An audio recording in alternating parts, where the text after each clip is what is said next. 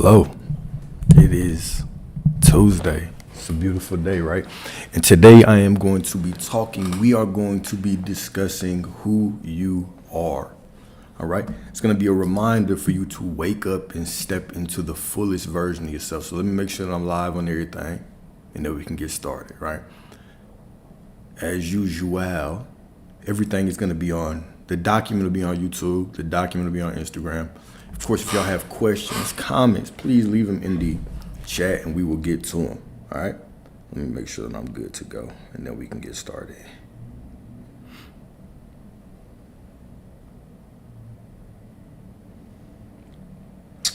All right, cool, man. Cool.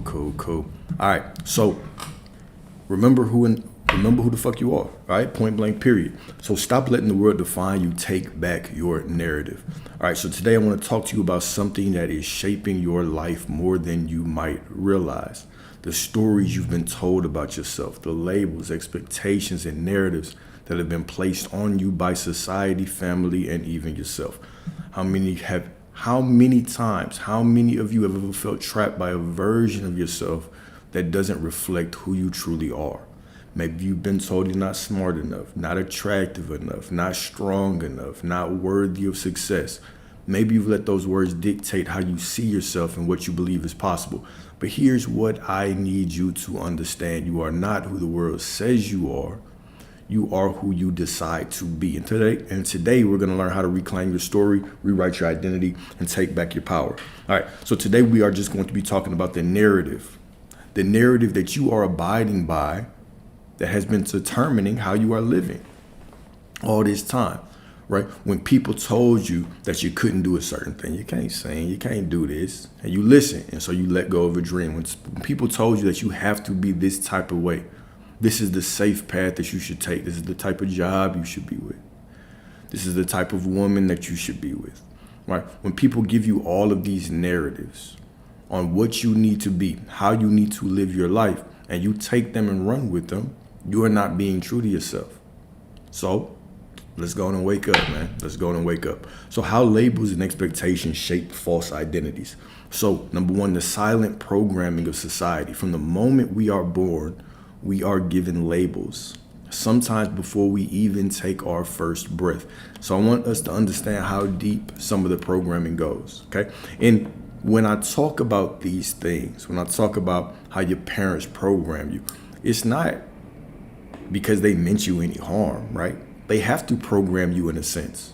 You come down here and you have to learn the rules of this world.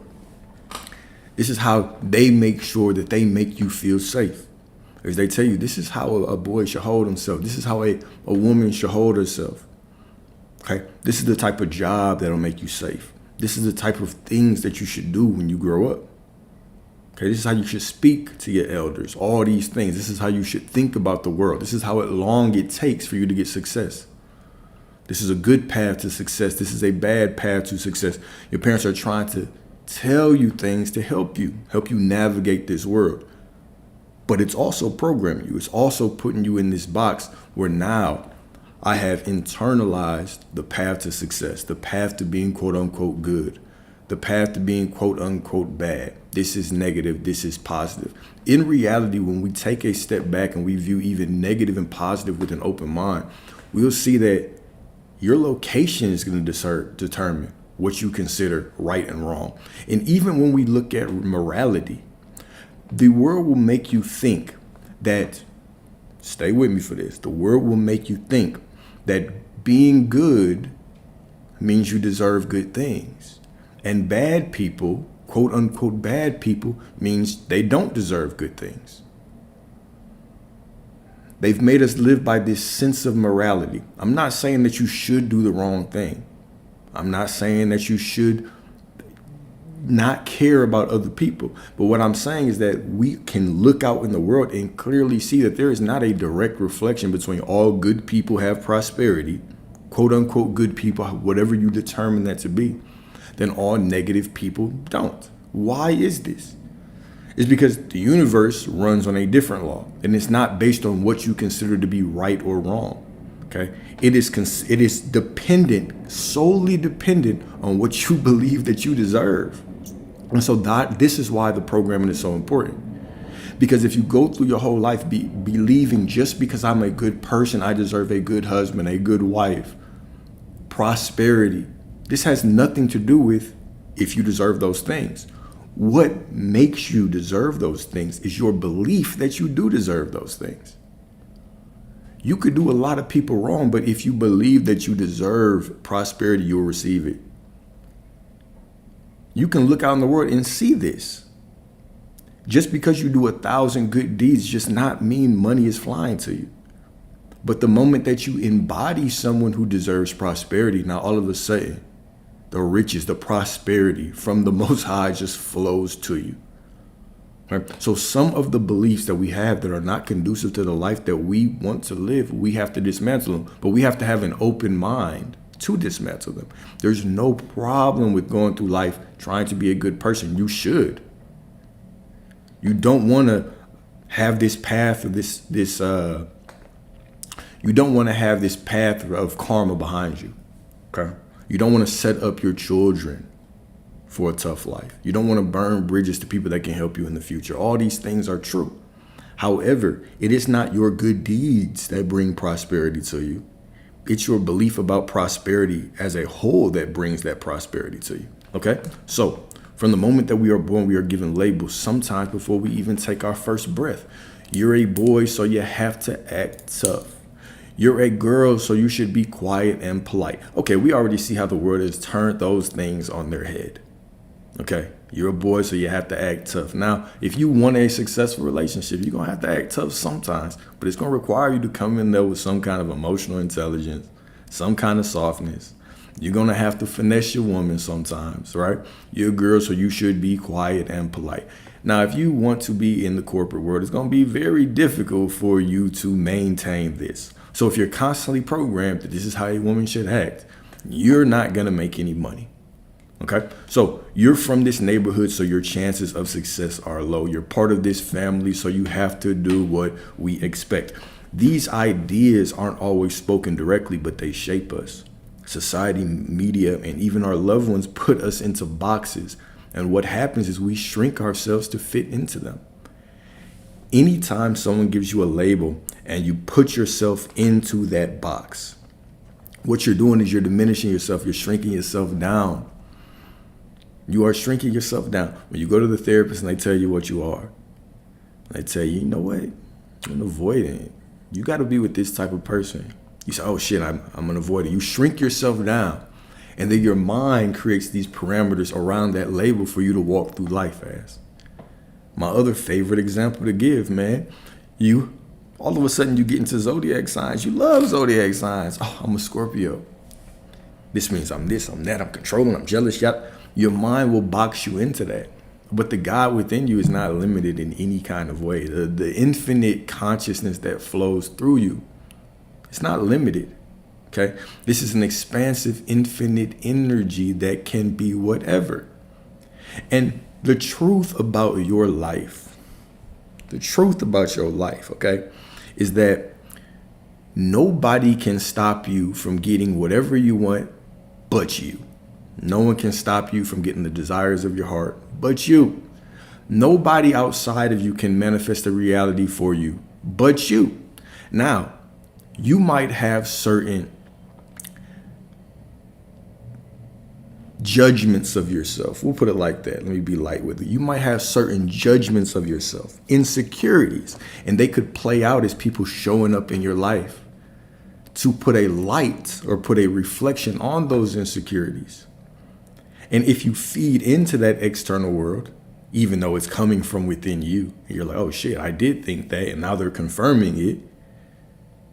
Now this can allow you, hearing other people speak to your insecurities can cause you to manifest a lesser version of reality than you desire. Can cause you to go down a different path. But nobody outside of you truly has any power. They can speak things as reflections of you. And you have the choice whether you want to go down a path and listen to them, or if you want to stay true to the God within you. If you want to stay true to who you are. But the choice is always yours. Always yours. Okay? If you believe that this is how a man should be, then that is the truth. If you believe this is how a woman should be, this is the truth. If you believe that you have to be like this because the zodiac sign told you, then you can be like that.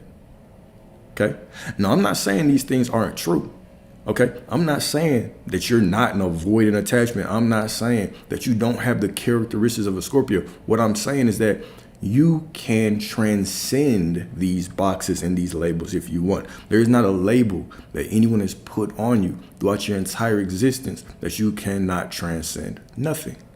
Nothing is impossible. Nothing is impossible to the God within you. Okay, the God within you is greater than any label.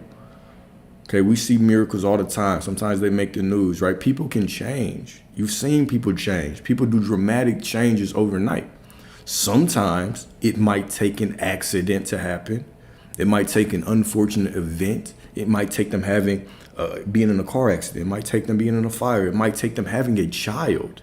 It might take them finding the woman that they really want to change for.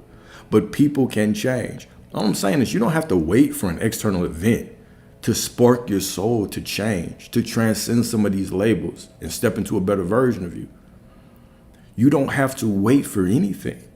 You can make the decision right now. You don't have to wait till you're in meditation tonight. You don't have to wait until prayer. You don't have to wait for anything. You can make a decision right now. I don't give a damn what anybody says about me. The things that I want, I'm going to get them. And you're strong enough to do that.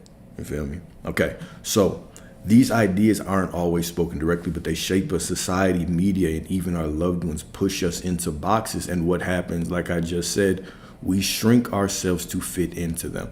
Think about a young child who loves to sing, but one day someone laughs at their voice. That child might never sing in public again, right? The world told them you're not good enough, and they accepted that definition. How many of us are still living under definitions we never chose? One of the definitions that when I was young, my parents used to always make me dance in front of company when I was younger. So I got to the point where I was like, I'm not finna do that shit again. And even to today, I don't dance. Right? So this is just one example of something that happens in your younger life that shapes you to who you are. But let's also think about this from different perspectives, right? You could be in school to get into a career just because people have told you, okay, this is the right career path. This is going to make money. This is going to get you to where you're trying to go, right? So we can see programming just being outpictured, being played out in so many different areas of our life. Most of the time, if you take a step back and you sit by yourself in that silence, what you'll realize is most of your thoughts aren't yours. Most of your thoughts are your parents' thoughts, your friends' thoughts, your family's thoughts, all kinds of the media's thoughts, social media's thoughts, the memes' thoughts. Most of the thoughts that are running through your head aren't 100% yours, right? They are not 100% yours.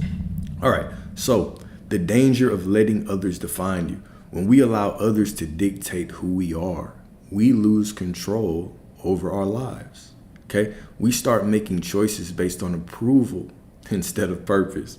We chase careers that impress others but don't fulfill us. We enter relationships that match societal expectations but drain our souls. We silence parts of ourselves to avoid judgment, okay? But the truth is, no one knows your potential better than you, except maybe the God who created you, which is you, okay? So why do we keep handing over the pen and letting others write our story, okay? Why do we do this? It is just programming. That is all it is. We get to a point where these things start feeling normal. These things start feeling normal to us, right? Chasing careers that impress others but don't fulfill us. We want to go out into the world when people say, who are you? Dwayne, who are you? You know? When it's like, oh, I'm an engineer. Oh, I'm this. Oh, I'm a nurse. Oh, I do this. I work for this place. Okay? Because in our mind, it sounds good for others to hear us say that, right? Which is just our internal judgment of ourselves, right? Oh, I've been programmed to believe that this is noble. This is admirable. Oh, the women gonna love when I finish this school for this engineering, when I get this job. They gonna love that shit. You know what I'm saying? Oh, the world's gonna be a better place because I'm stepping into this calling. Okay? So we enter relationships that match societal expectations but drain our souls. If you get too caught up into social media, you will start choosing women. Ladies, you will start choosing men that are in alignment to what other people tell you your spouse should be, when they don't have to live with them for the next 20, 30, 40, 50, 60 years. You do. Right? So some of those traits that people are telling you a woman should have, a man should have, you don't even want that. It was someone else who told you that that is the direction that you should go. And now you've internalized this. And now this has become your truth. Okay? It's a secondhand version of truth. Right? When what they were saying, is that even for your benefit? Did they have your best intentions in mind, or were they trying to get views? Or were they speaking from a hurt place? Or did they hear it from somebody else? Okay? So we do have to question everything that we believe in. Does this really fit within my narrative? Is this really how I want to live my life? And we can do that with everything. Okay? So we silence parts of ourselves to avoid judgment. Some of you should be doing content, but in your mind, you're like, oh, well, people might judge me. What if I don't say the right things? Okay, what if you do? If you do say the right things? What if somebody needs to hear your voice? Okay, what if you've went through a situation because that situation molded you into the type of person that you would have needed when you were younger? Right? Some of the things you've been through that you have gotten stronger for, other people would benefit tremendously from hearing your voice, right? But you silence yourself, okay? You want to write a book, but you've been procrastinating on it, okay? You want to step into a new career field, but I'm kind of old to do that right now. Says who? Says who? All right? A lot of the things that we silence within ourselves, we do it to avoid judgment. The interesting thing about judgment, though, it's our own judgment being outpictured. This is the way that I feel about myself. I have a deep-seated insecurity that's being outpictured by someone. And so really it's just me judging myself. Who cares what they think? They're just a reflection of you anyway. You can silence your own doubts, and you can silence the doubt of others by just moving into what you want to do. And this goes back to what I was saying. Nobody can stop you from getting what you want but you. You are the only operant power in your reality. People are like, oh, okay, well, God, what you desire is what God is desiring for you. So the only person that is stopping those desires from coming into fruition is you. It's you from doubting. It's you from being too lazy. It's you from procrastinating. It's you coming up with 1,000 different excuses in your mind for why you shouldn't have this. Oh, well, I know that, if I want to get a lot of money, I have to work hard. Do you? So you can't name anybody who just makes money easily? You can't look on the internet and see people making money for nothing? Making money for nothing. You can't see that all the time, right? We have to really question and dismantle some of these beliefs, because your beliefs are going to shape your reality. Right? And a lot of you are walking around with beliefs that are not conducive to the life that you want to live. All right? So question everything. Okay? So the truth is, right, no one knows your potential better than you. So the power of rewriting your own story. Number one, recognizing that identity is a choice. Your perception, your beliefs are choices, okay? So here's a hard truth. You will never break free if you continue to believe the lies you've been told. So look at history. Some of the most successful, powerful, and legendary people were once labeled as failures. We can look through history and see this. Certain artists, Vincent van Gogh, right? My man lived in poverty until he passed away, and now his paintings, he's a household name. Right? History remembers him beautifully because he didn't stick to the narrative that everybody was preaching to him. Right? And we can look through Leonardo da Vinci, right? He came up with inventions that we are still using today. Nikola Tesla, all these people who in their time, they weren't really seen as that person. But after they passed, now all of a sudden, right? History remembers them deeply. Okay, and then the document will be on YouTube, and then Yeah, the only place I can't share it is TikTok. But the document will be on YouTube. Okay. So look at history. Some of the most successful, powerful, and legendary people were once labeled as failures. What if they had accepted those labels? What if they never questioned those false identities? But here's what they did instead. They rewrote their stories. They refused to let the world define them, and they became who they decided to be. So what about you? Are you living by a label someone else gave you, or are you ready to take control of your own identity? Okay, so let's break these down into 3 steps to help you redefine yourself. So number 1 is going to be identifying false labels. The first part of this is always going to be accepting. This is where I am in my life. You have to accept where you are in your life. Look around. This is where I am. Now be accountable. Okay, what has led me to this point? What decisions have I been making? What are my beliefs? Everything in your reality is giving you feedback on your beliefs. Your bank account, your beliefs on money. Where you live, your belief on where you deserve to live. What you drive, your belief on what you deserve to drive. Everything, the type of relationships that you have, whether they're difficult to get or not, whether people gravitate towards you or not. Your relationship with your parents, everything around you, whether it's junky, whether it's neat, everything around you is giving you feedback on your beliefs. Right? So take a moment to ask yourself, what have I been told about myself that I no longer want to accept? What limiting beliefs have I internalized? And who am I trying to please instead of being true to myself? Okay, so until you identify the false programming, you can't remove it. You can go through life, whatever's in front of you, whatever you're feeling, you can say, what would I have to believe for this to be true? What would I have to believe for me to feel this way right now? And once you start to shine that illuminating light on your beliefs, now you become the observer of yourself.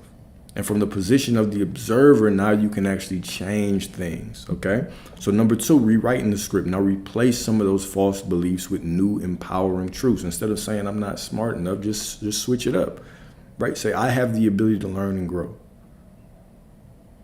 Okay, instead of I'm not worthy of love, I am deserving of deep, healthy love. Instead of I'm not strong enough, say I'm powerful and I can overcome anything. Okay, so one of the powers of affirmations is they just give you a quick sentence that summarizes, if you had what you want, how would you feel?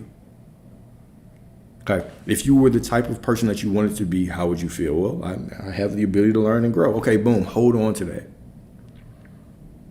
Okay, if you had this deep, healthy, sensual relationship that you wanted, that you fiend for, what would you believe? Oh, I'm deserving of deep, healthy love. Okay, let me zoom out a little bit. Okay, and so, and then, bro, what just happened? Oh, tripping. And so instead of saying I'm not strong enough, say I am powerful and I can overcome anything. So words matter. The way you speak about yourself shapes your reality.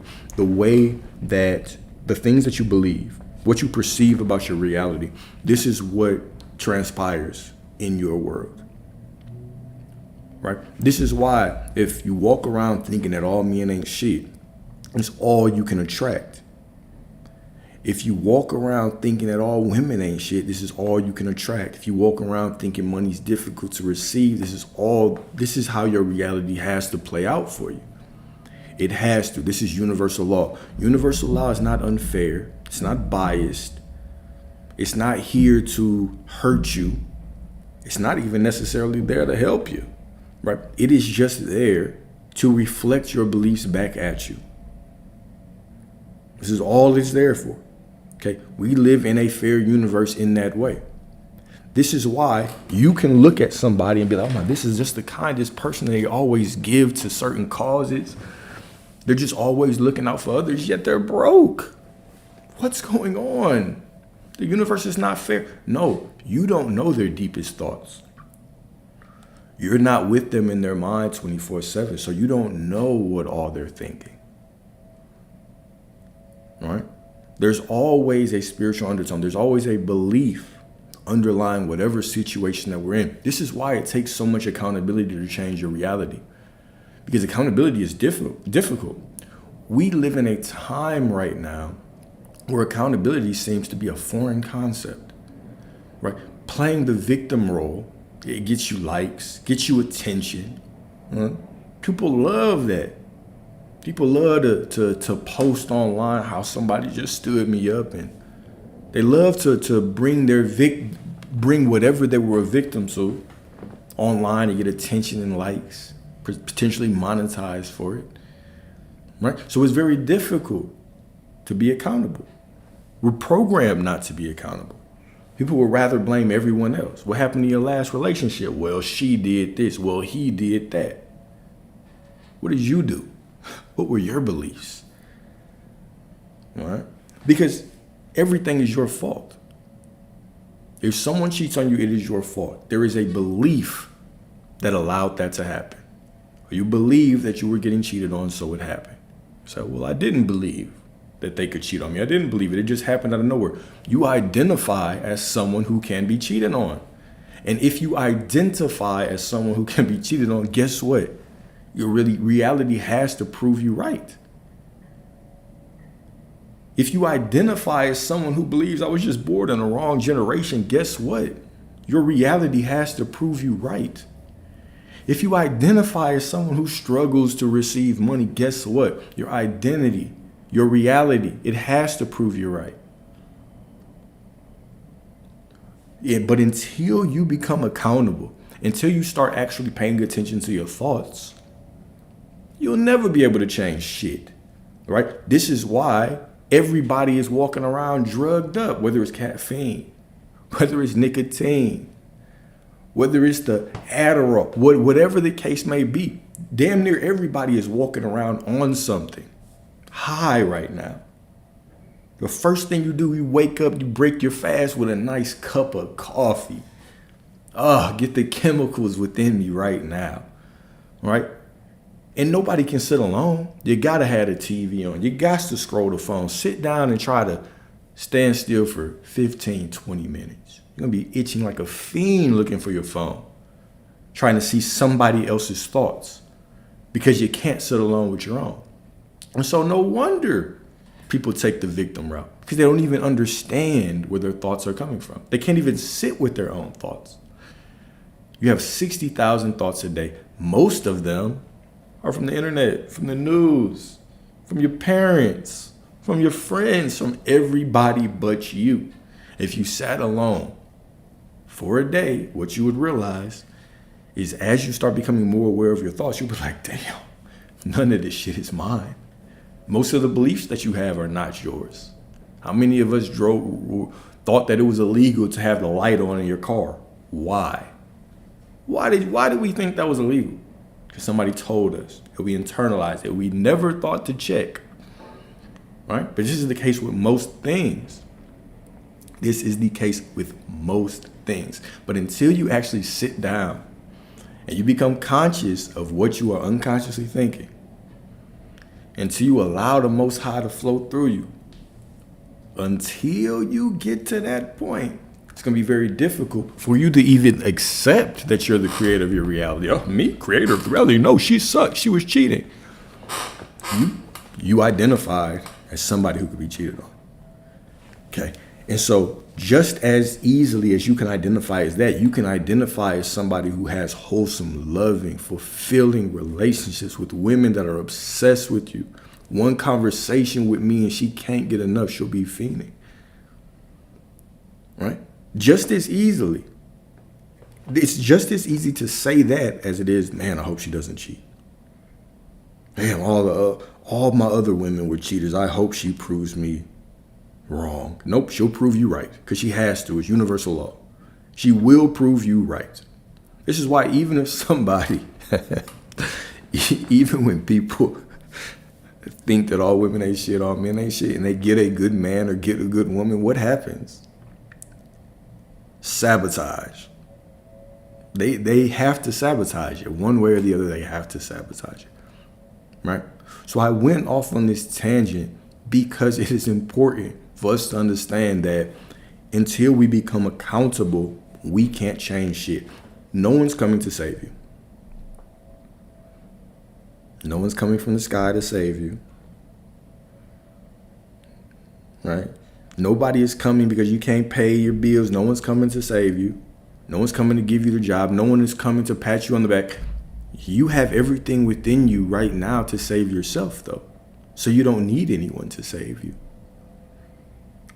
God flows through you. This is all you need. Everything that you desire is within you right now.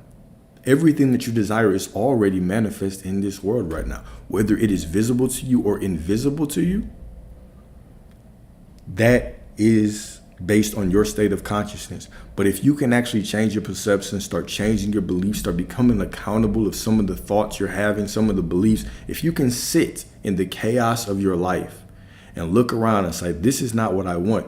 Why do I have it? What is my belief about this? Okay, well, let me change it. And let me see how long I can hold on to that new belief. And here's the truth. You're either going to stay where you are or it will get better. And that's 100% based on you. And how long can you hold your new belief? There are new millionaires every day on social media, right? So we can't sit and say that getting money is difficult anymore. All right? There are so many people in happy, healthy relationships. I know homeless people who are in committed, loving, faithful relationships. Yet you're walking around saying that there's no more faithful people. Your belief is incorrect. And it's not even the way that you want to live. Why would you be holding on to beliefs that are against how you want to live? It makes no sense. There's something that you need to work on up here. If I understand that my beliefs shape reality, most of us are conscious enough to understand that. My beliefs shape reality. Then why the hell am I holding on to beliefs that are against what I want? Do I like suffering? Do I enjoy struggling? Well, the psychological answer is actually yes.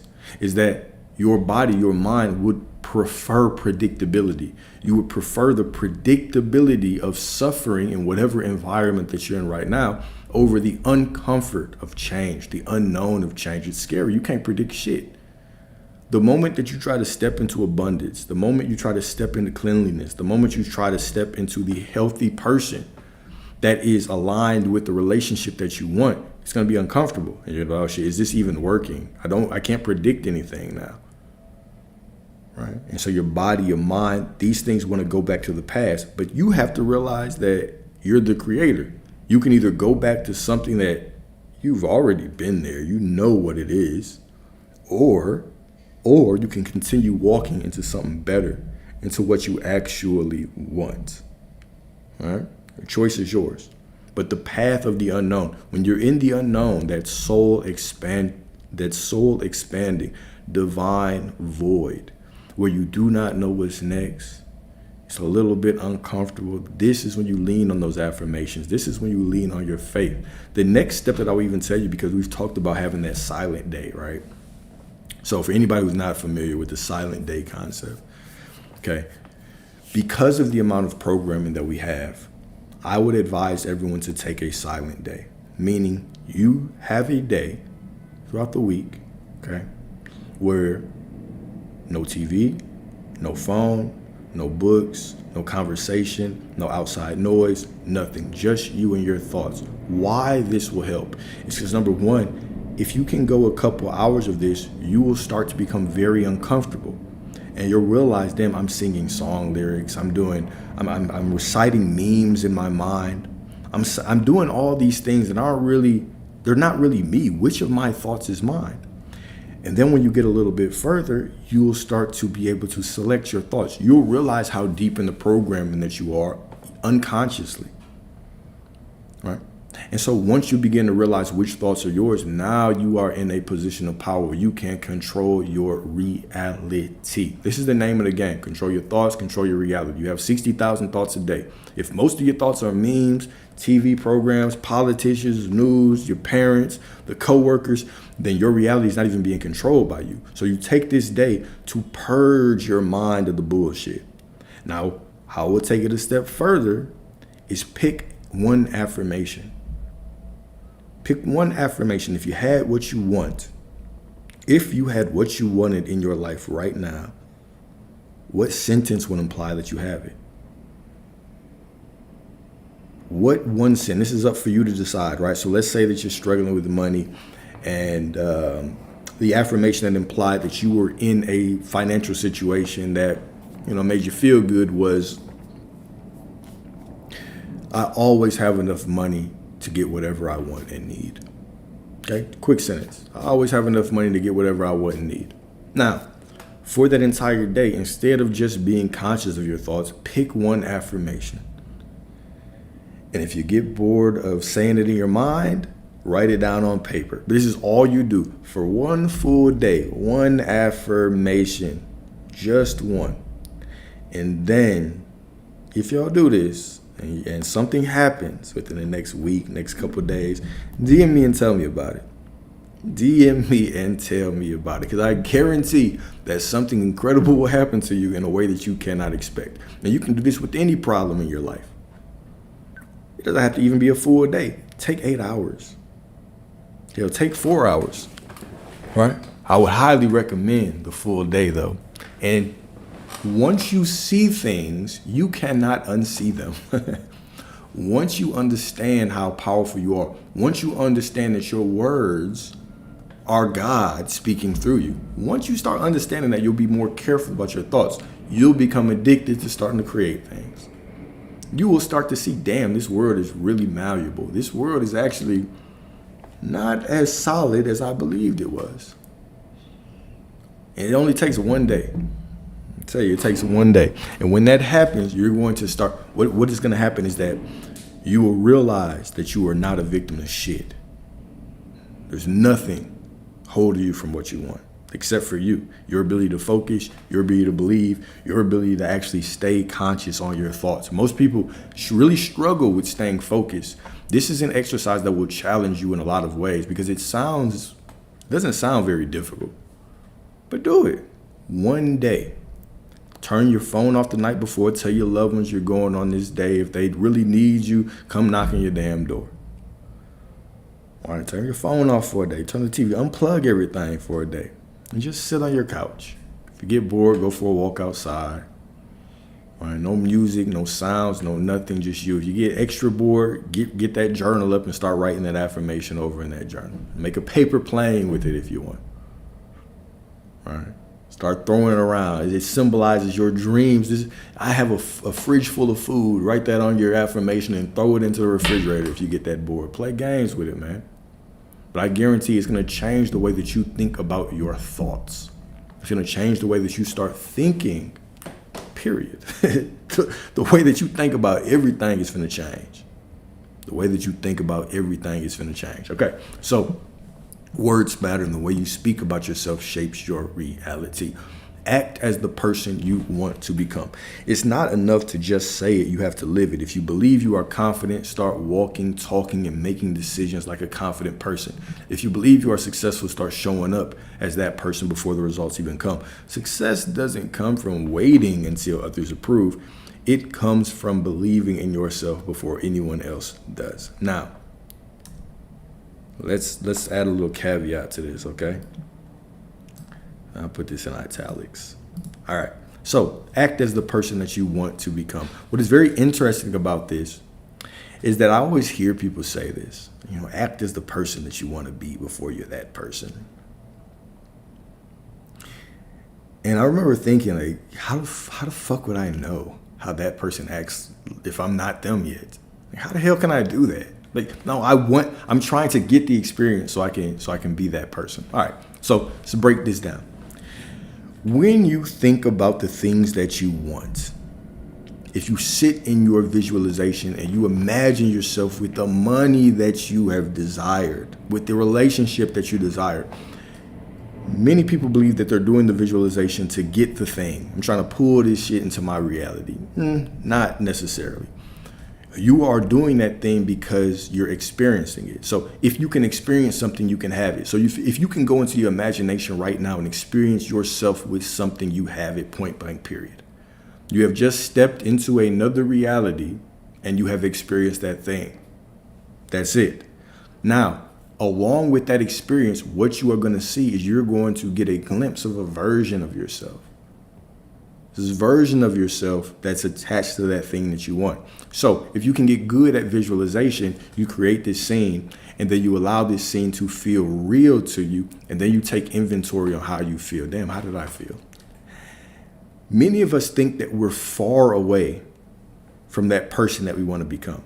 But if you really take a step, take a moment and think about it, you're not that far from that person. If you had the money that you wanted, how different would you really be? You probably would say more of the things that you wanted to say. You probably go more to the things that you wanted to go to. Right? You probably laugh a little bit more. You probably be a little bit more relaxed. Okay? Your boundaries might be different. Okay? You wouldn't be this monk. You wouldn't be this uptight person, right? You would probably just be a little bit more like you. That is how you would be. So many of us think that this person that we want to become is so far removed from us, but it's not. Not at all. Now, the second point of this, while I was talking about the affirmations and having that day of silence, and then just spending time just speaking that single affirmation. All right? Because to your brain, you repeating something over and over again, your body can't tell the difference between a thought and an experience. So even if you're repeating this affirmation and you don't necessarily believe it, your body, your mind is still reacting like you're experiencing it. So in a way, you can do this two ways. You could spend this day acting like the person you want to be. You could spend this day repeating the same affirmation over and over again. You're going to get the same result. It's that your body and mind will feel like it is in the event. Why I prefer the affirmation is because to me it's just easier. Doing the affirmation is just easier than me walking around and role playing with myself. Right now, if I had a woman over, that'd be one thing. But walking around by myself and saying an affirmation all day and you're going to be thinking anyway. You're always thinking anyway. So why not just control the single thought that is in my mind and just flood my consciousness with that thought? That just seems like the path of least resistance to me. So that's the path that I go. But if you want to use your day of silence to just focus on pretending that you are somebody, or you want to do an affirmation, or you want to just spend that day just literally paying attention to your thoughts and figuring out which ones are for you and which ones are not, you can do it anyway. The main point is that this day of silence is a tool. It is a weapon for you to use to change your reality. And some of you, your soul has been calling you to have this day. Some of you, you come out of a breakup, you lose a job, you don't have nothing to do for a certain day, and instead of just sitting around, you're on Netflix all day. You can binge watch 8 hours of Netflix. You can tell me every detail about the show. You can tell me all of the hidden theories about the show, but you can't tell me what you actually want to achieve in your life. You can't break that down into 8-hour detail. I want you to really think about how crazy that is. Your thoughts control your reality, but you struggle to completely tell somebody what you want in your future. Give me a list of 10 things that you want in this future spouse that you've been wanting so bad. Give me 10 traits. But you could tell me 100 things about, the new Daredevil that just dropped. Right? About the last season of Severance. You could go on a tear about that. But when it comes to your reality, the best movie that you'll ever watch, you really can't go into that many details. Why is that? It's because the world has been sapping your attention. Take your power back. Spend that time alone, man. Right? And I hope that is a triggering statement, because it is in the triggers that we grow. It's in the triggers that we start to step into a better version of ourselves. Right? It should be uncomfortable for me to hear, damn, I do know a bunch of shit about TV, but I have no fucking idea. 10 things that I want in my woman. I want her peaceful, and 10 things I want in my man. I want him 6'3" and 10 inches. And really, if you could name those 10 detailed things, what would they be? Okay. And if you haven't thought about it enough, then how could you ever expect it to materialize in your reality? How? If your thoughts and your beliefs are a map to your future, which is all they are, your thoughts and the beliefs are a map to your future. If I haven't even thought about it enough, then how can I be out here saying that I even want it? All right. So number 3, steps to detach from limiting beliefs and redefine yourself. Cut off toxic influences. Stop listening to people who keep you small. Some of the people closest to you may not be able to see your growth, and that is okay. But don't let their small vision of you become your reality. Let's talk about this from a spiritual perspective, because it's easy for me to be like, all right, look, cut off all the bullshit. But let's really talk about this, okay? Everybody in your reality is an outpictured aspect of your consciousness. Okay? So naturally, you are going to face resistance when you try to do anything, because there's a piece of you that even doubts it yourself. When you start that business, there's going to be a piece of you that doubts it. There's going to be a piece of you that says, man, I really hope this doesn't fail because people will look at me a certain way. I really hope that this goes right. I really hope that I can pay my bills. You will have those thoughts. That's fine. That's fine. It's natural. You're a human. This is what you came down here to experience. Every emotion on the spectrum. You didn't just come down here to purely experience happiness, joy. You came down here to experience heartbreak and struggle as well. This is what you signed up for. Okay? So, naturally, anytime you start something, there will be people around you that are reflections of that doubt within you. And knowing this it's really a poetic thing. This gives you the opportunity to silence their doubt and your own at the same damn time. Kill 2 birds with 1 stone. Right? This is all it is. This is your consciousness being played out in somebody else, right? So we can call them monitoring spirits. We can say that people are just not supporting. You can put whatever label on it that you want, as long as it doesn't stop you. It does not matter what label you put on it, as long as that label doesn't stop you from moving forward. So this is just trying to introduce some new perspectives, some balanced perspectives to why life is the way it is. Why you have to go through this dark time to get to what you want. Because you have to fight your doubt. Because you have to prove to yourself that you are who you say you are. This is a natural thing. If you start this business, people will doubt you. Even if they don't say it out loud, there will be certain people that, here's the crazy thing, right? There will be people that don't even doubt you. But because of your own self-doubt, you will walk in a conversation with them, they will say something, and you will interpret it as them doubting you. And this is how you know this is just you. It is just your consciousness giving you opportunities to grow and expand. So what are you going to do? Are you going to keep going, or are you going to let the external world stop you, right? No one outside of you has power, but you can give them power. Understand that this is just you. 100 years from now, 200 years from now, we'll all be gone anyway.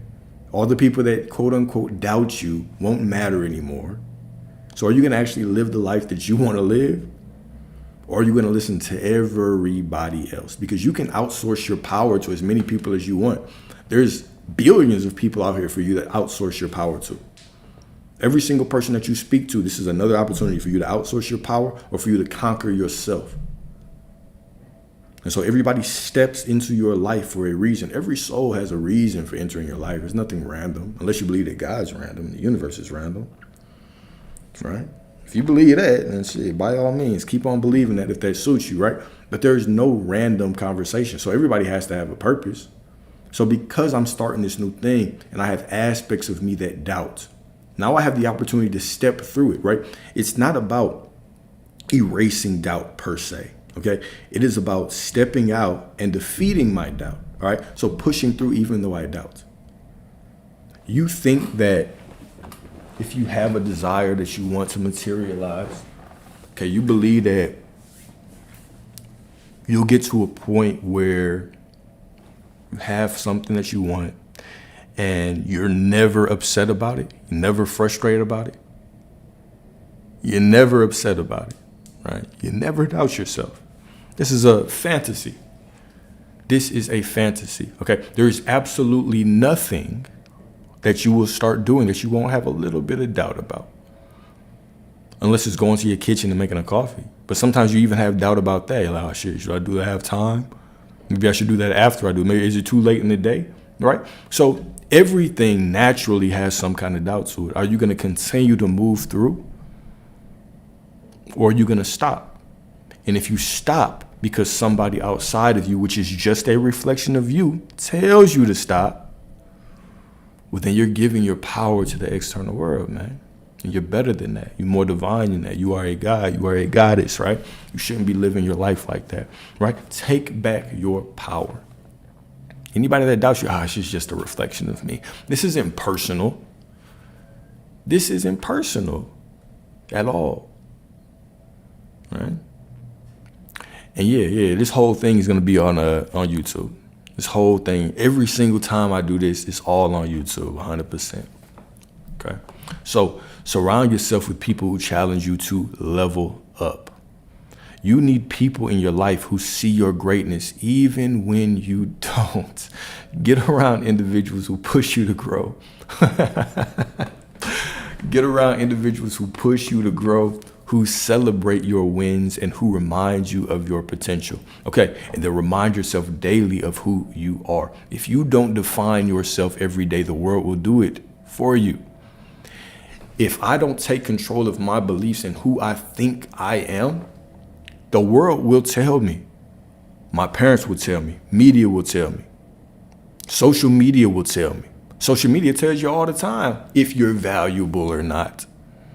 If you pay attention to social media, you'll box yourself in the more you scroll. Every time you scroll, you box yourself in a little bit more. Oh, shit, he is right. Oh, shit, that is right. Right? So if you don't define yourself every day, the world will do it for you. Speak affirmations over your life. Choose your beliefs. And don't let go of those affirmations until they're 100% materialized. People talk about breadcrumbs. I've talked about breadcrumbs when it comes to manifesting the things that you want. Where, okay, I have a desire, and now I speak about breadcrumbs for a specific reason. Okay, I speak about it for a specific reason. It's because if you have a desire to be prosperous, right, and you start going down the path of becoming prosperous, you don't necessarily get all of it at once. You definitely can, don't get me wrong, right? But typically, you have things that bring your ego on board. Because the moment that you make this change, okay, I want to be prosperous. I want my life to be different. Now, the world is going to start giving you little things to show you that you're on track. And what this does is your ego is going to be looking at you saying, why are you having all these new beliefs? We can go back to this predictable past reality that we've been living in. You'll say, okay, well, you're all right, nothing new has happened. But then you get this breadcrumb and your ego looks and it says, oh shit, this is real. You are right. All your affirmations are paying off. So boom, now all of a sudden you have a little bit more belief. So it becomes easier to hold your attention on the things that you want, right?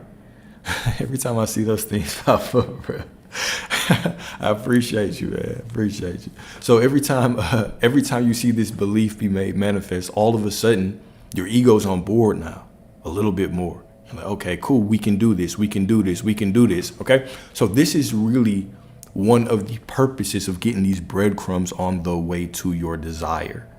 All right, is that they serve as this catalyst to help you grow, to help you have more faith, because faith is a muscle, right? God's going to help you with your faith. The moment that you turn to the Most High, you say, I want to have faith because this is what I want. Okay, now the Most High is going to give you things to reinforce that you're on the path to what you want. This is how it works. Everybody is on your side. The moment that you make the decision, boom, I want this. Your soul, the Most High says, okay, let's make her the person that deserves this thing. Okay, so this is one of the purposes of breadcrumbs. This is the only, in my mind, this is really the only purpose of breadcrumbs, because you either are or you are not. You either are prosperous or you are not prosperous. Okay. The moment that you decide that you are going to be prosperous, you do not let this mindset go ever, indefinitely. This is not a let me step into these affirmations to see how long until I can get it. This is I am going to go through these affirmations forever, because the opposite path is me just going back to how I was before, and I don't want to be like that anymore. You already know how that past life is, right? We're trying to transcend that. We want it all, right? I want everything that comes with this. So this is a commitment. Either I'm going to stay the same or I'm going to take on this new mindset forever. So there is no waiting until it happens. You know what I'm saying? This is a different mindset. The mindset is, no, I am this because I'm not going back to who I used to be, right? And now the Most High is going to give me things along the path, but even by the time that you get something, it's one of the beautiful things about having a desire, wanting something. When you receive it, all of a sudden, by the time you receive it, you've wanted more now. Right? Desires are expansive. Desires are expansive. So as you're starting to get the things that you want, all of a sudden you come into more clarity about what you really want. You might start off just saying, I just want $1 million. Shit, by the time you get that $1 million, you already know what kind of cars you want. You know what place you want to live. You know what you want to do for your parents. All of this clarity comes with your desire, right? So the moment you step into this new version of yourself, you're going to start to attract all these things that are going to push you down this beautiful path. Right? What I'm saying is you don't ever drop the new identity. Okay? If I want this healthy relationship and I step into the affirmation of, okay, I have deep, sensual, beautiful, romantic, sexual relationships, expanding relationships. When I get it, am I going to stop that affirmation? No, because that version of me is going to live on forever. Okay, whatever you want, whatever affirmation that you step into, it's not about doing it until you get it. It's about embodying that forever. So the same way that we're talking about this program, in the same way that you've been programmed to believe things since you were a child, it's the same way that you need to reprogram yourself to believe certain things for the rest of your life. For the rest of your life. Okay, so write down your goals and read them every morning. So these are just some steps to help you with this, okay? So speak affirmations of your life. We talked about the silent day and having that day of affirmations. Number 2 is write down your goals and read them every morning. If this helps, it helps, okay? I know some people that are into spells. People will talk to me about spells all the time. Okay, what about this spell, this prosperity spell, this love spell? You know what I'm saying? Lighting a red candle by the tub and soaking my nasty ass feet until my woman. Okay, you can do all that. But the power behind these spells and these affirmations is you.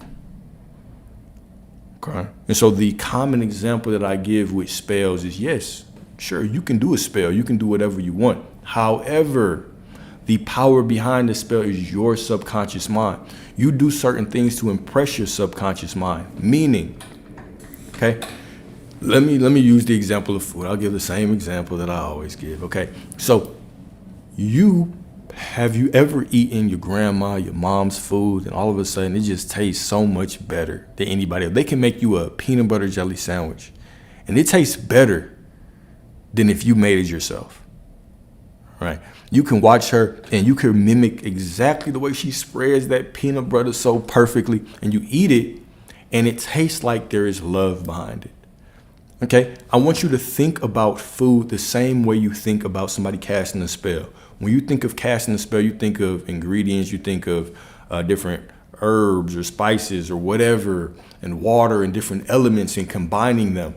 But these are just the vehicle for an intention to flow through.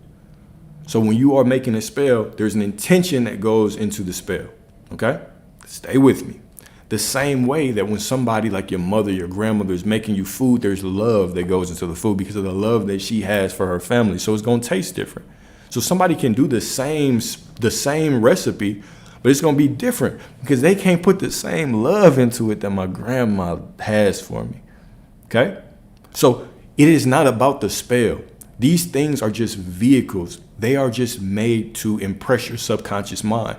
But you can impress your subconscious mind with whatever, by repeating the same shit over and over again, by writing it down, right? If you want to do the spell, sure, you can do all that. But the power is here. The power is within you. Okay? This is where that power is. We can't outsource it, right?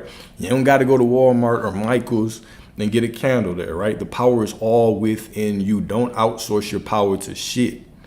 Don't outsource your power to anybody. Anybody that comes up to you and they are oozing with a little bit of jealousy, they're oozing with a little bit of doubt for what you're doing. This is just you being reflected in them. It's just an opportunity for you to continue to walk down your path. Fuck them. They cannot help what they're doing in your reality. They're giving you the opportunity to step into a better version of yourself. Man, forget them. Right? Now, are you going to outsource your power to them and stop and be scared to continue going? Or are you just going to keep going knowing that, okay, this is just another test? Are you who the fuck you say you are? Or are you not? Every single person that doubts you, every single person, every single thing that shows you that it is opposite of what you want is an opportunity for you to say who you are. Are you who you say you are or not? I believe that you are who you say you are. Okay? So reflect on who you're becoming and what steps you're taking to get there. The more you reinforce your new identity, the stronger it becomes. If you continue to tell yourself who you are over and over and over and over and over again, I don't care if you feel like you believe it or not. Your thoughts run your reality. Your thoughts run your reality. This is why let's do the thought experiment, okay? Let's do the thought experiment. You are 100% in control of your reality based on your thoughts, okay? This is why life is mostly very, very predictable. You can tell me if I say this to this person, if I act like this towards this person, they're going to react like this because you already know. Because this is based on your belief about them and it outpictures on you. Now, when we are surprised is whenever our thoughts are against, our predictions are proven wrong, which is actually rarely the case. But this is when we're actually really thrown off. So, sounds like an oxymoron. How can I be in control of my reality 100%, but things can still surprise me? That's because all of your thoughts aren't your own. And some of your thoughts actually run subconsciously, right? They run under your conscious awareness. So all that time that you're scrolling, all the TV that you're listening to in the background, all the people that are arguing with you on the other side of the restaurant, and you're picking up their thoughts and their emotions, all of this is feeding into you. So sometimes things unexpected happen. Just the nature of your thoughts, right? But if I understand that now, I say, oh shit, it's not really about 100% what I believe is real, right? It's not about 100%. Let me not say that, okay? Let me make sure that I'm very, very clear on this. It is about what you identify with the most. Okay? So if I have certain thoughts that I'm thinking over and over and over and over and over again, those are the thoughts that manifest for me. Okay? If I have certain other thoughts that have no kind of opposition and they're just flowing through my subconscious just willy-nilly, but I haven't even really thought about them, those things are going to manifest as well. All right? So if I know this, then the things that I really desire, the things that I really care about, that's where I'm placing my attention. I might not be placing my attention on certain things that, I'll let the Most High work that out, right? But the things that I really care about in my life, my prosperity, my financial well-being, my relationships, these are the things that I'm going to challenge my beliefs on. And I'm going to constantly be reinforcing what I want my belief to be in my mind until it materializes. Right? I'm no longer going to be a victim to everybody else's thought processes. I don't care what this influencer told me about how women should act, about how men should act. I don't really give a damn, right? I have my belief And that belief is how I'm moving in my life.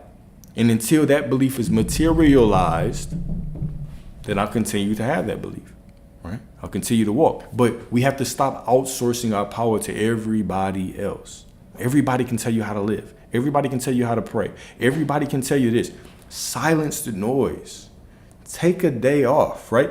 Turn off the internet. Get away from all these people that don't have your best interest at heart. You have your best interest at heart. God speaks to you through your desires. The Most High wants you to have what you desire. And the only person stopping you is you. And if we constantly walk through life and we're just taking everybody else's opinions and we're like, oh shit, that's right. Oh shit, that's right. That too. Oh shit, he's right. Right? That's how most people go through social media is this person says something in a heated emotional state.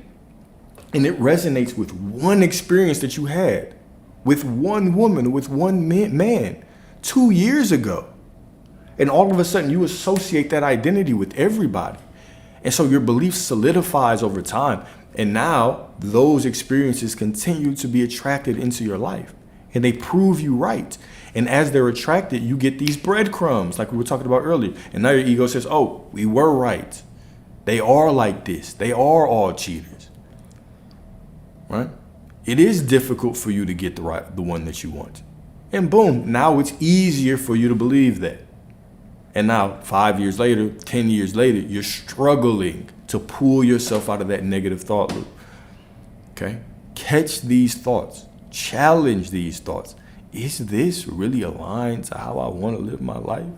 What I want to believe? Is it really? Does this person have my best interest in mind? Do they truly care about me? Most of the time it's a no. Okay? So, conclusion, take back your power. Okay? I want to leave you with one final thought. Who do you say that you are?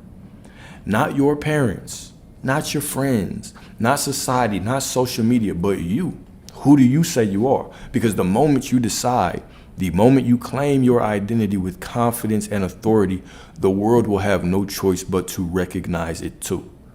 So starting today, stop letting the world define you. Stop living in a narrative that doesn't belong to you. Take back your story, rewrite your identity, and walk boldly as the person you were always meant to be. The Most High is not accidental. The Most High is not accidental. Things don't happen in your life for no reason. They happen because you allowed them to through your beliefs. Okay? Take back your power. Nobody can tell you how something should be pictured, should be outpictured in your life. Nobody can tell you how somebody should act towards you. Nobody should tell you how long it should take for you to get something. Nobody can tell you these things. It is your belief that is shaping these things. Be a student of your life. Focus on your life. Think about how everything shows up in your life. Think about the circumstances that you are in right now and really start to study them. It's okay. If this circumstance is true, which it is, so I accept that this circumstance is true, what does my belief have to be for me to be in this circumstance? If the emotion that I'm feeling about this situation is true, what does my belief have to be for this circumstance? Right? All of these things matter. The same way, another common example I give, right? The same way that you look for synchronicities and you look for the same numbers showing up, 222, 555, 888. Like, this is the same way that you should be looking for patterns in your life. The same things tend to happen. Okay, what is this trying to highlight? Do I like this approach? Do I like this narrative? So this is a belief that I really need to start targeting. I really need to start redefining, working with this belief and shaping it into something that's more conducive for the life that I want to live, right? Even the belief of, I receive my desires quickly, or some things take longer than others. This is a belief, right? But we see it all the time where people blow up overnight. But then we'll also see, I want you to think about this, right? We will see situations where people blow up overnight and all of a sudden they walk into wealth very quickly. And then the backstory will be, oh, well, there was a lot of work behind it. Sometimes, sometimes there was. Sometimes there wasn't. Okay, so even this narrative that is placed on you, is this something that you want to accept? Okay, right. So challenge everything, right? Challenge your beliefs. Understand that your beliefs are going to shape your reality. All right. Appreciate y'all's time, man. Let's see if y'all have any questions. I'm pretty sure that I'm blocked on something right now, but if y'all have any questions, let's go through questions, and we'll end this with prayer per usual. Per usual.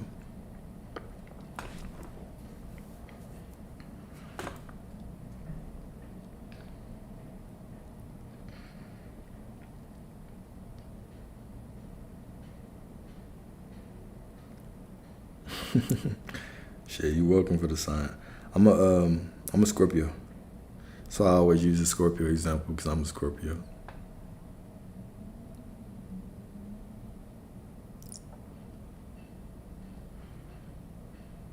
Don't start judging. As soon as I say that, don't start judging. Damn, how do I unfilter the comments? Shit.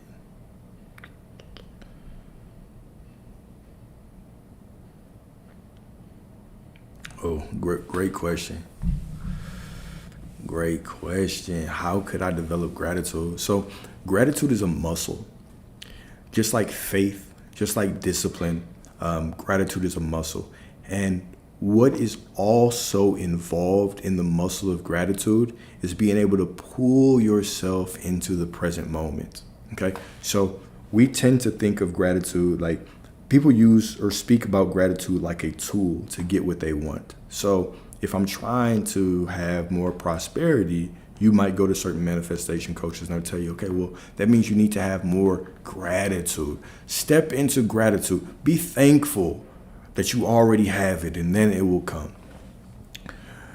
Sure, that's one way, but you get everything that you want is based on universal law, right? So as within, so without. So the more that I'm grateful for what I have right now, the more that the universe says, oh, you're grateful for that. Let me give you more. Let me give you more things to be grateful for. All right. Oh, you're fearful of that. Let me give you more things to be fearful of. So the best thing, in my opinion, all right, to develop gratitude is to purely pull yourself into the present. There are going to be problems tomorrow. There were problems yesterday, but right now I can always lean into the beauty of what I have right now. At one point in time, I wanted to upgrade this phone. Now I have this phone, and now I'm streaming on TikTok and on other platforms with this phone. I'm grateful for that, right? At one point in time, some of this information that I have in my mind, I wish that I could go back and tell a younger me some of these things, right? I'm grateful that I'm actually able to share this information. But even certain things like, okay, I went and took a walk this morning, right? I was grateful for the ability to go on a walk, right? Because there were times where I might have hurt myself, I had broken my leg, or whatever the case may be. So we can find gratitude in whatever. And really, it forces us to be present and remember that everything we have right now was once just a thought. It's once just a goal. The place that you live right now, at one point in time, you just wanted it. Whether it's an apartment, a house, a condo, right? You went and toured it and you said, oh shit, I want this, right? And now you have it. And when you first moved in, it was empty and now it's furnished. You have all these nice things in it, right? This is something to be grateful for. The ability to be able to call your mother in the morning and tell her that you love her. This is something to be grateful for, right? The ability to enjoy a cup of coffee before you start your work. This is something to be grateful for. The ability to have a fridge that's full of food. Oh shit, I thought I was gonna have to go buy some food, but I actually can make a meal with this. This is something to be grateful for. So gratitude is something that you build by being present and by constantly trying to look for things that make you grateful. The average human mind tends to constantly look for things they're not grateful for. We tend to look for things that we want. We tend to always be looking for things that we're missing. Ah, shit, man, damn, I got this going on. I need to get some paint to cover that. Or I got this going on. I need to do this, right? Oh shit, man, if only I had a little bit more money. But you have money right now.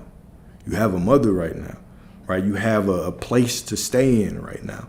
You have a car right now. When you get in your car, right, you have money to go pump gas. You can be grateful for pumping gas. I'm grateful that it's a beautiful day that I can put the windows down, right? I'm grateful that I can take my sister out to eat lunch when I get to see her next week, right? All of these things I'm grateful for. And so you constantly remind yourself, you train yourself in this way over and over and over and over again, right? But here's another thing about gratitude, though, okay? Because it's sometimes very difficult for us to bring ourselves into a state of gratitude because whatever is happening in our life might be beating us up, okay? But I want to give this example about time.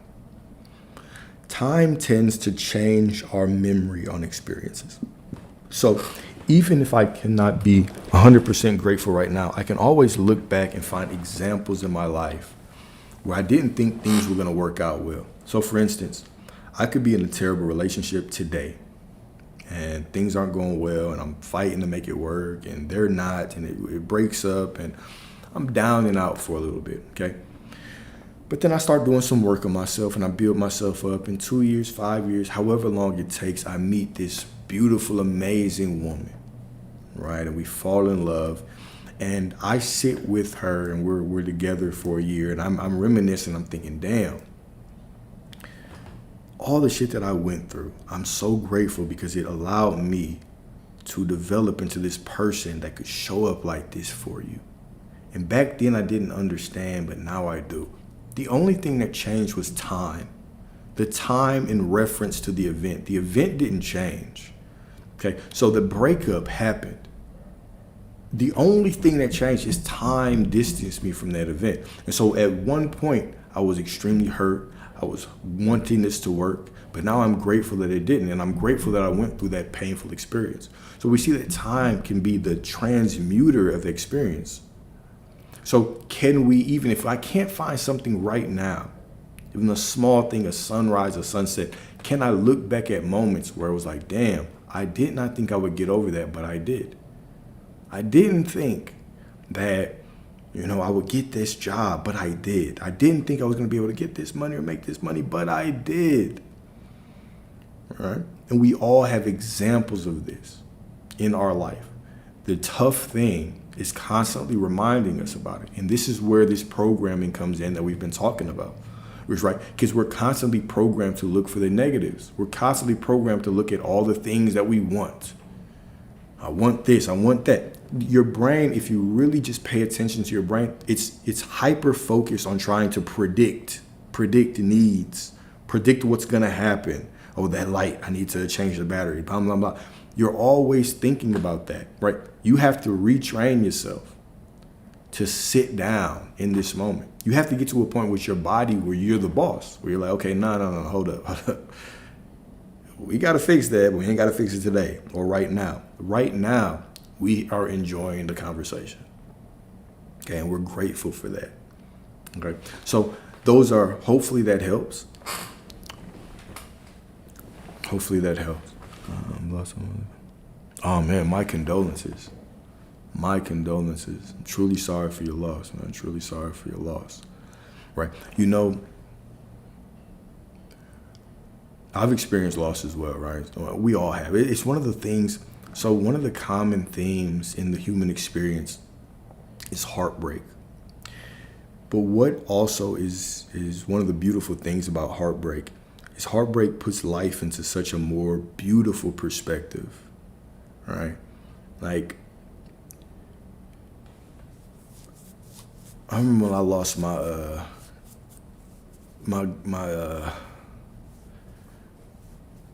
this girl that I was dating, right? I lost her some years ago. She passed. And there was no more of a wake-up call to enjoy the present moment with everyone than that experience, right? Because it is as if, time slows for a little bit and you're putting all the preparations together and you're reflecting on those past moments. And you truly realize that, every second with the people that we love is is precious. The next second, the next day is not really guaranteed.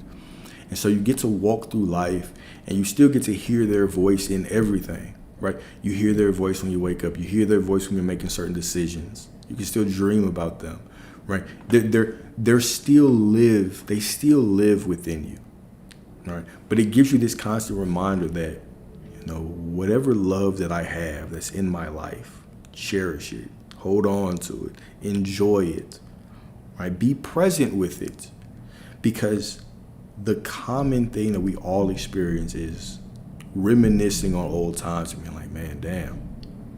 There's some things that you reminisce on and it brings a smile to your face. There's other things that you think, nah, I wish I had handled that differently.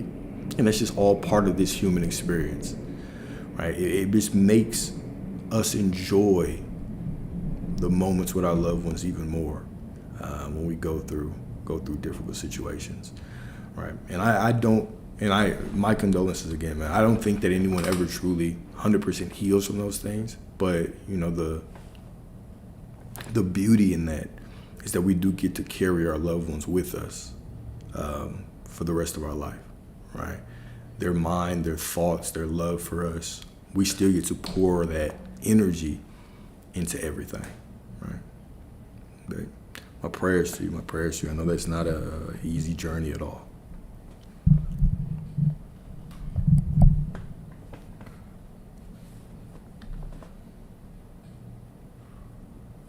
And yeah, this will be on YouTube. They're all on YouTube. Alexander Dwayne, same YouTube. But all of the documents are on YouTube. And then, I never delete these. I used to post them on Instagram and TikTok, but they started getting so long that I just stopped. All right. Anything else? What y'all want to talk about? We can talk about anything. We can talk about relationships. We can talk about spirituality. We can talk about masculinity, femininity. We can talk about I'll probably get banned if we talk about finances, but we can talk about it. If not, we'll end this with a prayer, as always, and I will allow y'all to enjoy your Tuesday.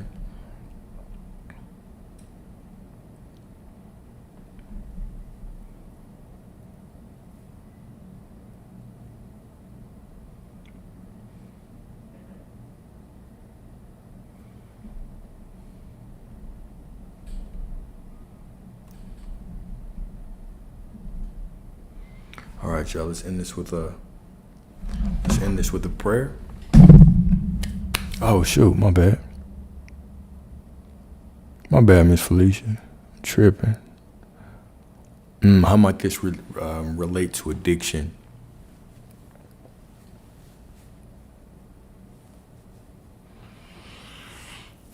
I'm assuming we are talking about the beliefs.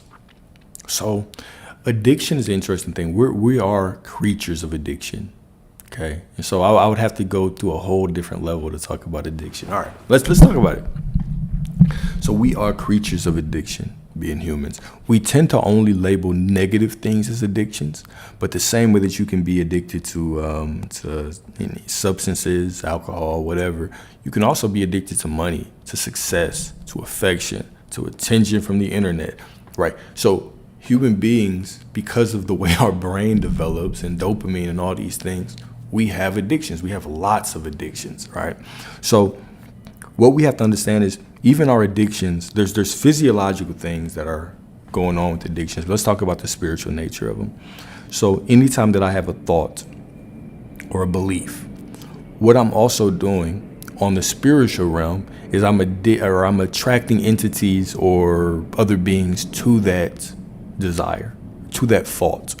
So over time, if I have constantly thought about liquor for a long time, right, over and over and over again, there are entities that feed off of my consuming of liquor, right? This is even why they call it spirits. Liquor might not be a good one. Let me use lust, okay? If I have lust over a long period of time, liquor, alcohol would act the same way, but there's another component in your vessel actually being consumed. So let's talk about lust. All right. So if we're dealing with lust over a long period of time, you're constantly putting out this energy of lust, and you have these entities that are feeding off of it. You can call them demons, right? We tend to think of demons from a negative perspective, but you can also have entities attached to your love, right? So you have entities on other planes of existence that are attaching themselves to your thoughts. So if I have one thought about lust, two thoughts about lust, not that much energy is flowing. But if I've done this for years, for a decade, I've been watching these corn sites, right? Now I'm going to have larger entities, more entities. What's going to happen is when I try to break free from this habit and I try to step into a different version of myself, right? What will happen is that these entities will start to starve. And so what they'll do is they'll fight back because they don't want to die. The same way that somebody cuts off your oxygen supply, you're going to fight back. You're going to elbow them. You're going to try to get their attention. You're going to do whatever you can to get them off of you. It's the same way these entities act. They'll do whatever to get your energy and your attention back on them. So they tend to send you urges. They send you desires to look for those things. This is why the more that you go down the path, right, you get these urges, right? It's like, oh shit, man. Most of the time, our human nature is to think, oh, it'd be easy to stop. I could stop whenever I want. That's what most people think about most things they're addicted to. But they'll realize as soon as they start to change, there is this resistance. There's something that steps in and says, you've been doing this for this long. I need that energy still.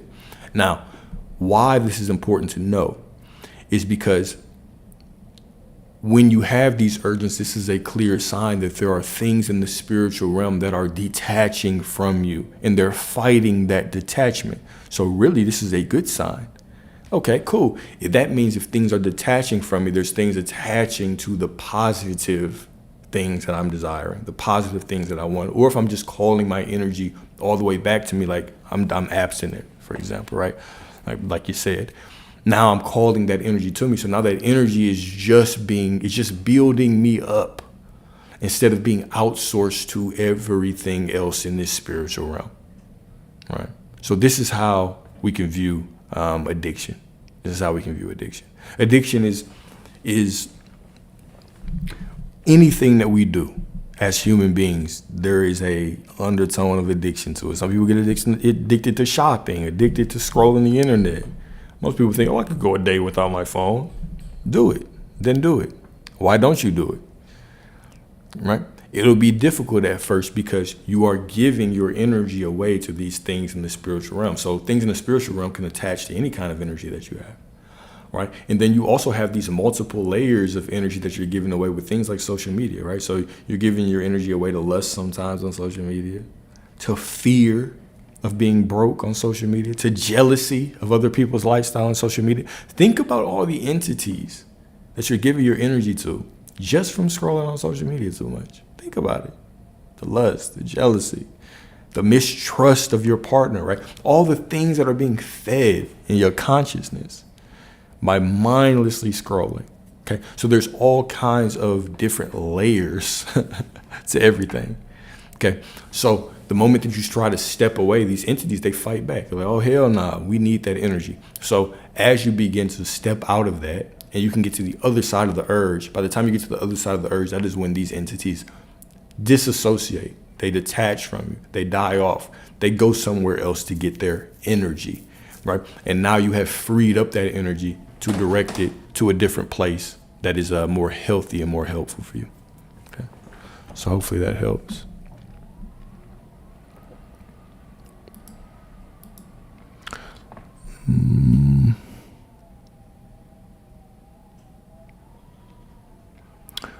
Oh, it's a good one. Okay, so the question is, I want to experience genuine laughter like I did when I was a child.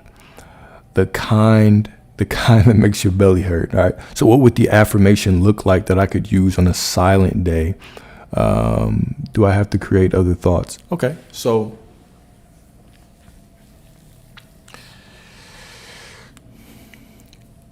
the thing to remember with affirmations is you want an affirmation that speaks to you. So my affirmation might not speak to you, but I could, let's brainstorm some affirmations, and based on whatever we come up with, we could You could tweak it. You could tweak it to whatever works for you. Okay. So the first question is going to be, what would imply that you actually have this right now? All right. So I try to start them all with I am, but we don't have to. Whoa. Okay. So I am in love with life.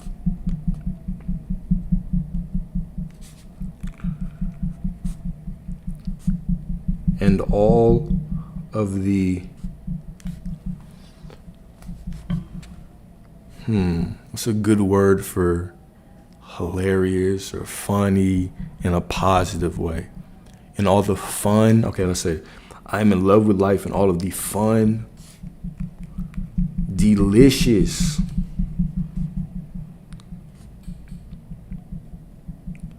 and beautiful moments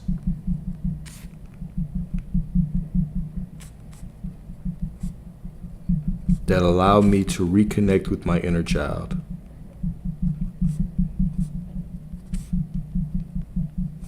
I know that one's a tongue twister, but it was a little long, right? But you can simplify it, you can make it work for you, all those. So I am in love with life and all of the fun, delicious, and beautiful moments that allow me to reconnect with my inner child.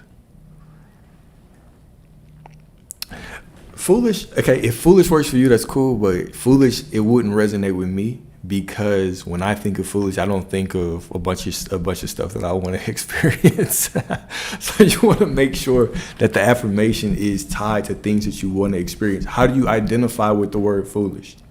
Okay, so why I'm saying this is actually a very, very great question, because even when we say things like prosperity, everyone's definition of prosperity is different. Some people's prosperity is I just have enough to pay for what I want and what I need, and I want this simple life. When other people think of prosperity, they think of a Rolls Royce, a Bentley, picking them up. They have different versions of this in our mind. So you want to pick words that resonate with you. You want to pick words and phrases that you can feel, that feel good to you, right? But we could, I mean, if you want to do that, go ahead. But I'm actually going to steal this affirmation because I like it. I might do it. I'm in love with life and all of the fun. It's like fun. Yeah. And all of the fun, delicious, and beautiful moments that allow me to reconnect with my inner child. Okay. So I also like to do all-encompassing affirmations because if I just focused on the laughter, your desire is going to make you want more. So if I could incorporate other things into it, right, like fun, delicious. You think of a delicious moment in life, hey, you know what I'm saying? That sounds good, right? And then beautiful moments, okay? So moments that leave me in awe, moments that remind me of the beauty of life, moments that remind me of that the Most High is flowing to me, okay? And then allow me to reconnect with my inner child. That really touches on, the laughter, the deep belly laughs, the fun experiences, the goofy experiences. All those things are tied into reconnecting with the inner child. So hopefully that helps. You want me to, I don't know if I can put it in the chat somewhere. Matter of fact, I'll just put it on the document. Put it on the document.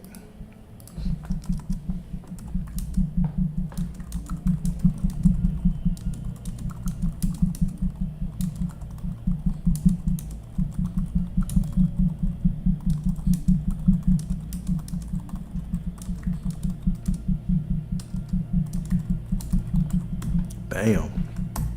I know I typed that fast, huh? You say I saw that. All right. I'm in love with life and all the fun, delicious, and beautiful moments that allow me to reconnect with my inner child. So remix it however you need to do it. Make it feel like it's you. Because you want your affirmation to sound like you talking to you. This is another thing that I talk about, right? When we talk about communicating with your ancestors, communicating with the Most High, communicating with your soul, your spirit, all these things, right? Like, you want to talk to your ancestors like you would talk to your friends or like you would talk to yourself.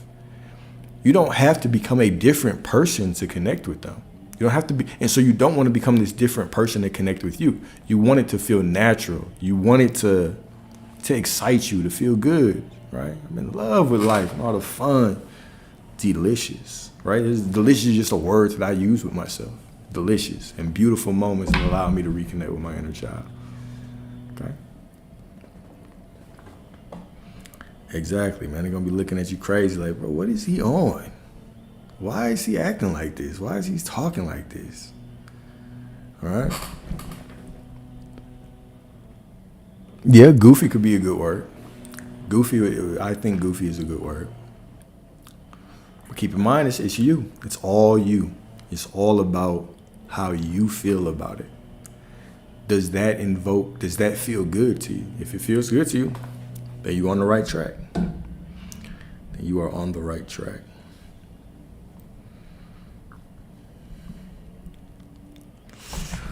All right, y'all.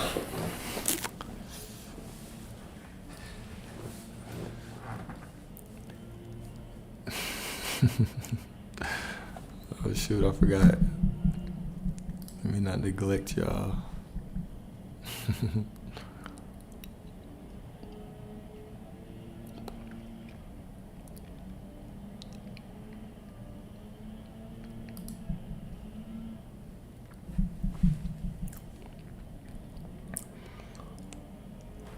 I have a saucy day. Is that another slang that they say nowadays? Is that another thing like what was the last one? Clocked it? I'm getting all the slang now.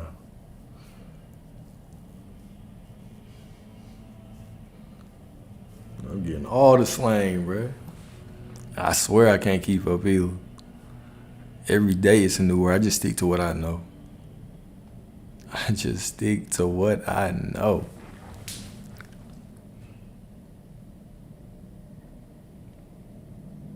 Are there other thoughts that I have to create next to the affirmations to make it stronger? Nope. Absolutely not. If you want to, you can.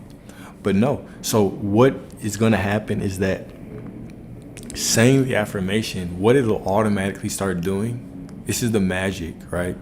Is that you pick an affirmation that you really like. It's like, oh, this feels good to say this. And you start saying it, and it mentally brings pictures to your mind. So it makes you start thinking differently, right?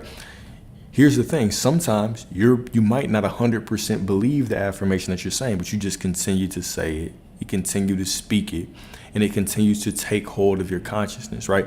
You're thinking. So really think about most of your thoughts throughout the day. Your thoughts make up your reality. You have 60,000 thoughts a day. How many of them do you truly pay attention to? A lot of them are just going by willy-nilly, right? The focus of the affirmation, especially if you're just saying one affirmation all day, right?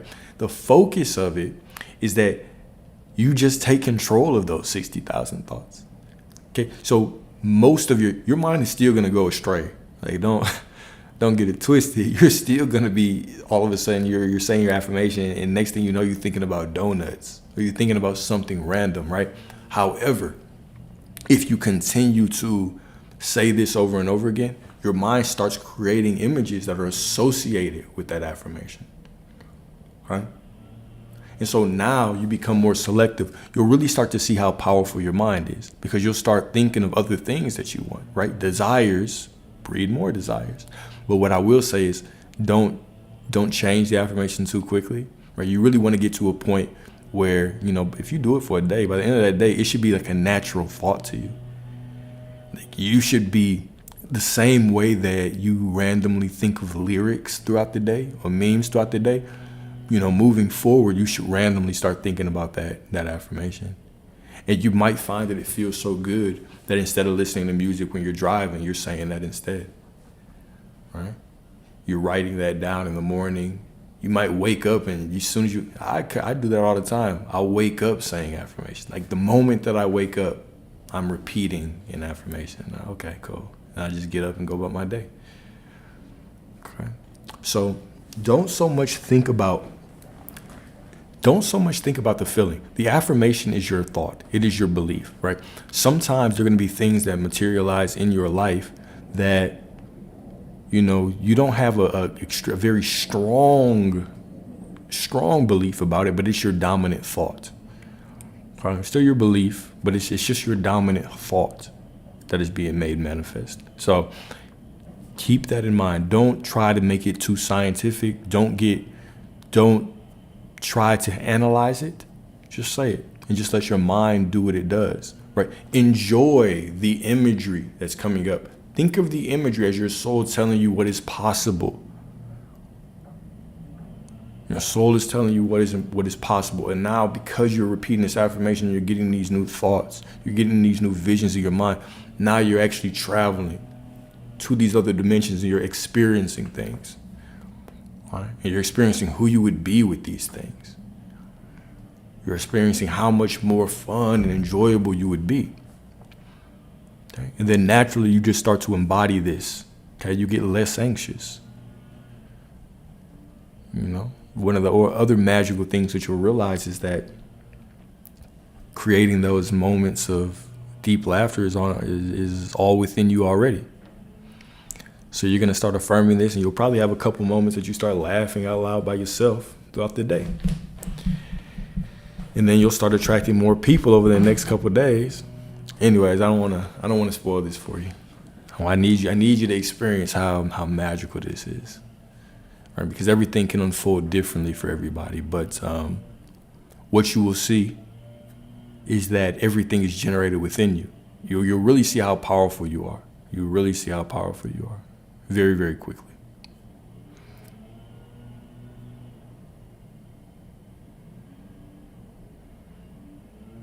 AMC is down. As soon as I saw the ticker, I was like, it's down. What you mean?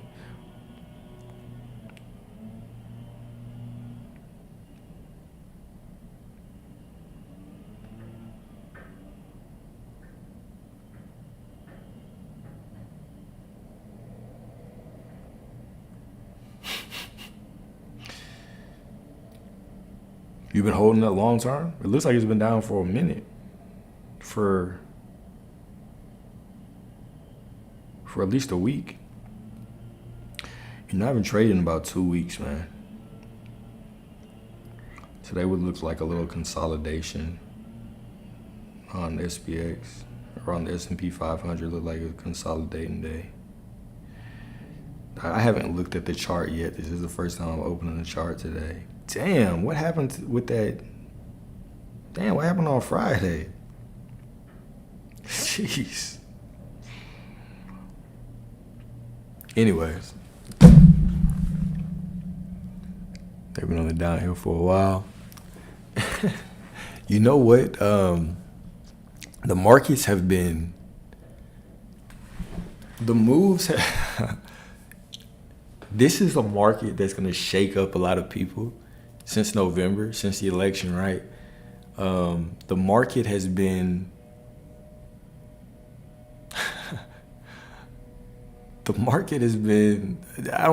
not bad or chaotic. It's been, I don't even know the word. The moves have, if you hold too long, if you get greedy in this market, you don't stick to your rules, this market will ruin your account. Like, it's been a scalping market for such a long, for sure, man. It'll tell you who you are, for sure. It's been a sassy market, bro. This market will show you exactly who you are. So it's been interesting to watch because you'll be like, okay, this is the low. Surely it'll bounce from here. This is a key level. Surely it'll be a reversal. Nope. It'll look like it's going to reverse, and then it'll crash down some more, and then it'll pop back up. It's one of those markets, it's a take what you can get and get out and turn off the charts market. That's really why I had to take these last couple of weeks off, because I was just like, man, I'm good right now.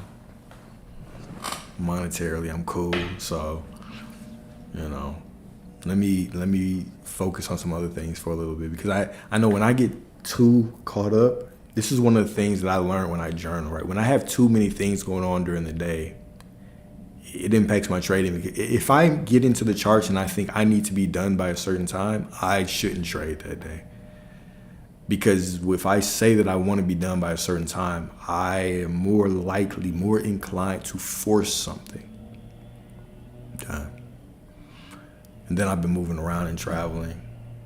So what used to happen to me is days that I would travel, because typically I'll travel on Thursdays and Fridays, but days that I would travel, if I still would try to trade, because I would usually get flights at like 3.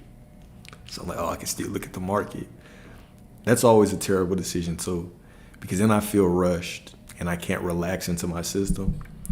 So it's just all kinds of parameters that I have in my life to keep me from fucking up in the market. But it's good to know that I can actually keep my focus and do what I need to do. But yeah, bro, this market will definitely tell you who you are.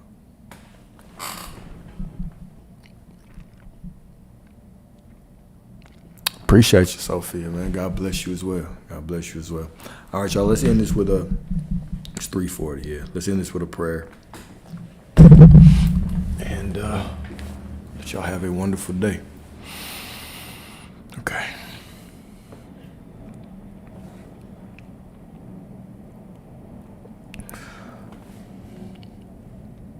Heavenly Father, thank you for everything that you provided to us in our life, every opportunity for expansion, every opportunity disguised as heartbreak, disguised as trouble, that has led us into a more beautiful, more resilient, more divine, more delicious version of ourselves. I pray that you continue to remind us moment by moment of how pure and how beautiful your love is. You know, anyone suffering from heartbreak, suffering from loss, I pray that you provide them the peace and love that only you can provide, and serve as a constant reminder that that peace and love is always within them, because you dwell within all of us.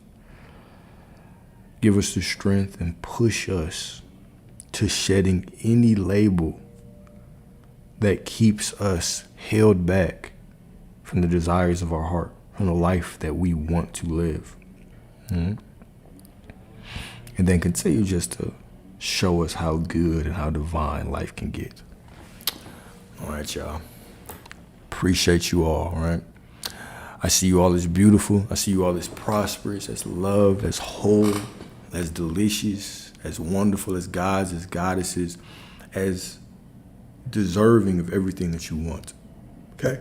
If you do not feel that way, it's okay, because I see you as that way anyway, so I know it must be true. Okay? Y'all have a blessed, prosperous day. I hope you find money in every corner that you look in. All right? And until next time, y'all stay blessed. Later.